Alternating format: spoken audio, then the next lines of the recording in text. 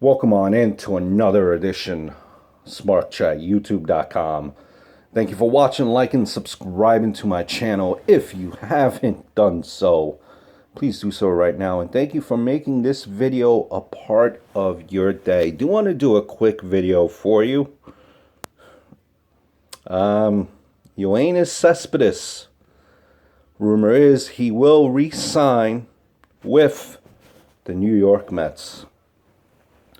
And Cespedes, beginning of the off season there, had a high price tag. He was looking for a long-term deal, 6 or 7 years, close to 160, 170, 200 million in that range, went as high as 200 million. And he was on the market until just about last night. And obviously, that market that he expected for him to develop never really developed at all. Justin Upton, who was another big outfielder free agent, he got that long-term deal that he was looking for, but not Cespedes. And you wonder, if you're from the outside looking in as to why that was. I think you just look at his track record. He's been on many teams in a relatively short time. Okay, usually, the rumor with him is he's a five-tool player. He has all the capabilities to make things happen, to be a superstar. He can make that throw from center field that you don't expect. He could run the bases. He could hit like a power machine.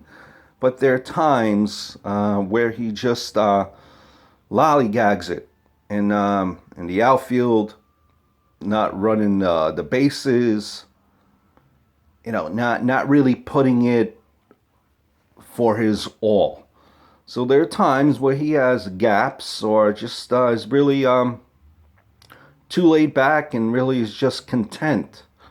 So I think what happened here for the market for Cespedes is that these teams kind of have that notion that he sometimes gets content and really at certain points in the season doesn't work as hard as he should. So I think the fear is that after, if he has a long-term deal, his effort won't be there night in and night out because he got that long-term deal. Now with this Mets deal, it's a 3-year, $75 million deal with an opt-out after 1 year. And it seems like the Mets played their cards right. Played it right. And he came back and, he ultimately had I think the most solid rumor that was out there is he had a deal for 5 years, $100 million from the Nationals. That long-term deal that he wanted.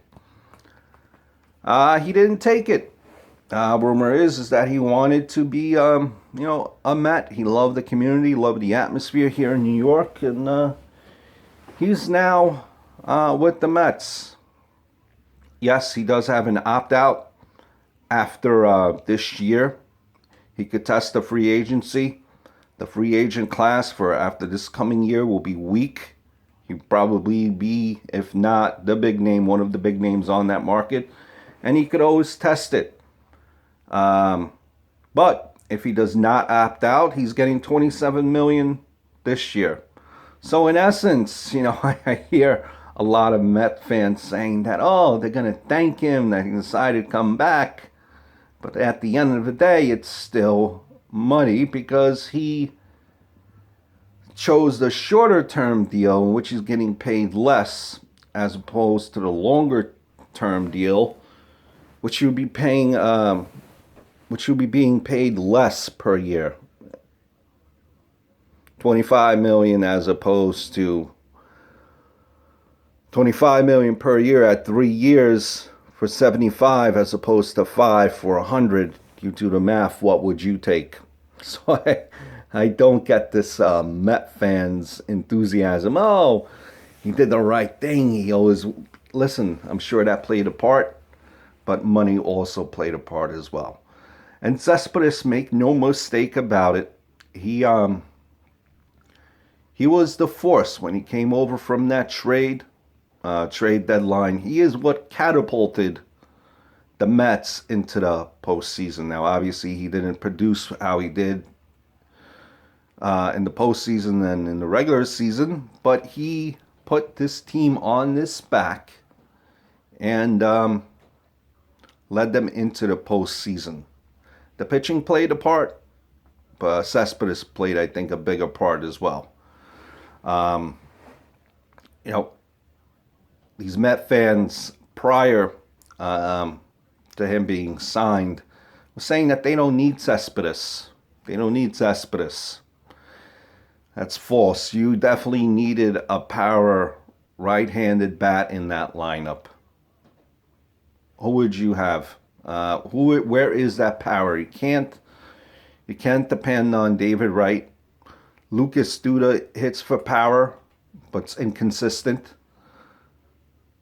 You know, David Wright gets injured a lot now. Travis d'Arnaud, young, has some pop, but he often gets injured as well in his young career. In Conforto, you have the uncertainty unknown. Make no mistake about it, the Mets needed Cespedes, and it's on their terms, and it's a deal that I think makes sense for both parties. But, you know, the thing will be with the Mets is, will you have Cespedes be that constant power that he was for that short time with the Mets last year? Because if you look at his schedules, I mean, if you looked at his stats, you know, he's hit 22 home runs, and he's a home run hitter, but nothing like the numbers that he produced last year. You know, there are also questions, you know, about him playing golf pretty much every day, smoking cigarettes in the and the dugout there. So it will be interesting to see how this will unfold, how the Mets and their fan base will be able to deal with Cespedes on the field and off the field, sometimes, you know, with his lapses and play and, you know, just off the field stuff that he does. You know, it's a bat that you guys definitely needed. And even if you did not sign Cespedes, make no mistake about it, after you pretty much admitted that you gave him initially an offer of 1 year, you pretty much showed your hand that you realize that you need a right-handed power bat. So either way, the Mets had to do a move. You know, I think this move is the right move considering what's out there. So I think this is a right move for the Mets, and it will be interesting to see how it plays out. Until next time.